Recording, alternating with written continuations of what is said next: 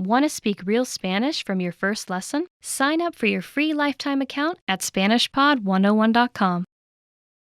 Hola, soy Brenda Romaniello, tu profesora de español. Welcome to your Spanish class. My name is Brenda Romaniello, and today I'm going to share with you some important cultural tips about Latin America, which is spare change. Let's start the lesson with some vocabulary about money and the different words that you can use for money in Spanish. Repite después de mí, so repeat after me.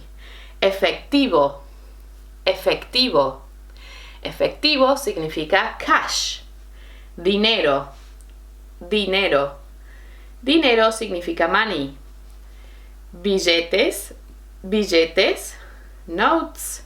Monedas. Monedas. Coins. Vuelto. Vueltas. Vuelto. Vueltas. Change. Cambio is also change. Cambio. Centavos. Centavos. Cents, and this is for pesos. Céntimos. Céntimos is the cents for euros. Tarjeta de crédito. Tarjeta de crédito. Credit card. Tarjeta de débito. Tarjeta de débito. A debit card. Y casa de cambio. Casa de cambio is currency exchange or money exchange store. So, a common phrase that you will hear when you pay, if you go to a store in Latin America and you give them a big bill for something that you're paying that doesn't cost as much money, would be, lo siento, no tengo cambio. I'm sorry, I don't have change. And this is common when you go shopping in Latin America and you pay for something that is perhaps not as expensive. If you pay with big notes or big bills, you will notice that small change is really hard to come by. Certain stores, supermarkets, and different retailers don't have spare change, and so my recommendation for you is to always have small change in your pocket.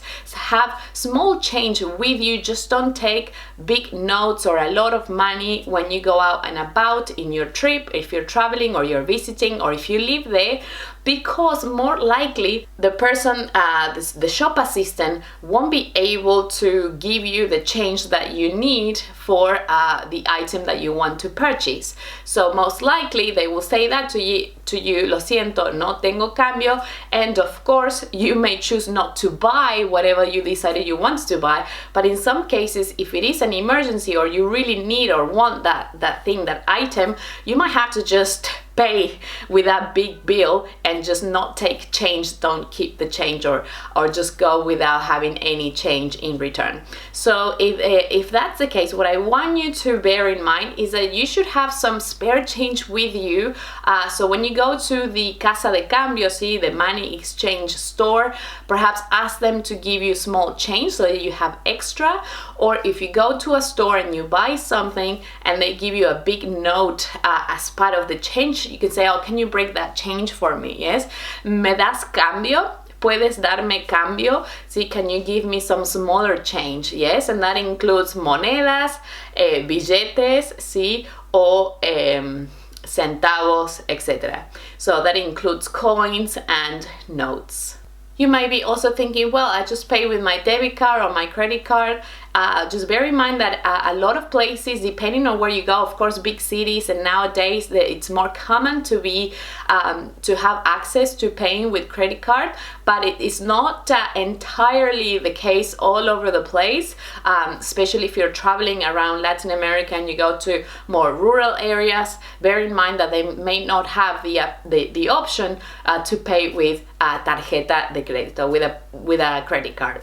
The other suggestion that I want to tell you about is to take not all your money with you. Of course, just take what you think you'll be using for the day with different coins and bills and notes of different amounts, so that you are able to really buy anything that you want or you need for that day.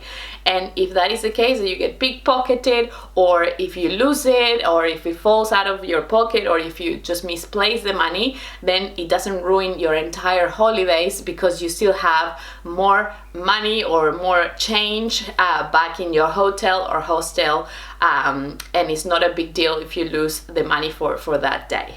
Perhaps if you want to ask how much something costs, you can say ¿cuánto cuesta?